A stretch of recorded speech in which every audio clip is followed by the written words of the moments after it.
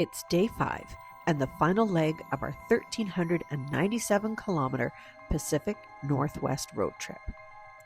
Today, we're leaving Robin Hood Village Resort, driving to Bremerton, taking the ferry across Puget Sound into downtown Seattle, before one final stop in Lynden and heading home to Canada.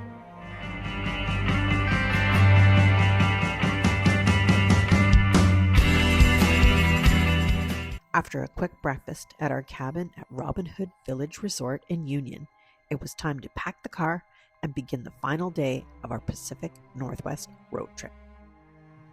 But rather than simply driving north, we decided to take a route we'd never traveled before.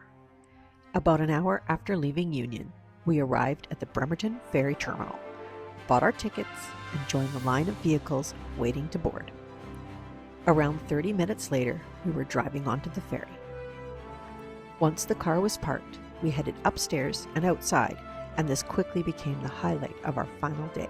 The Bremerton to Seattle ferry takes around an hour, cruising through the beautiful waters of Puget Sound. Instead of spending that hour driving along another highway, we could relax, walk around the ferry, and watch the islands, boats, and Washington shoreline pass by. We couldn't have asked for better conditions for our crossing.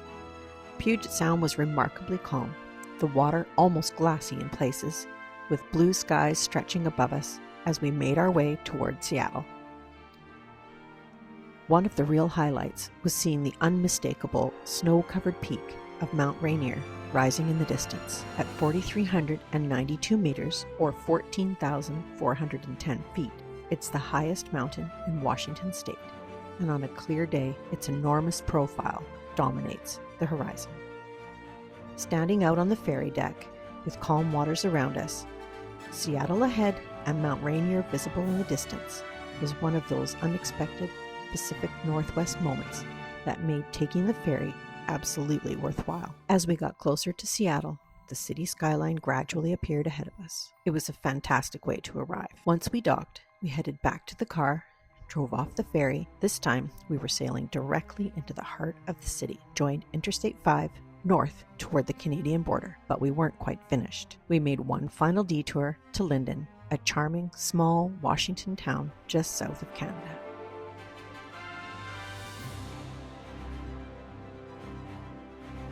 From there, we continued east towards Sumas and finally crossed the border back into British Columbia. And that was it.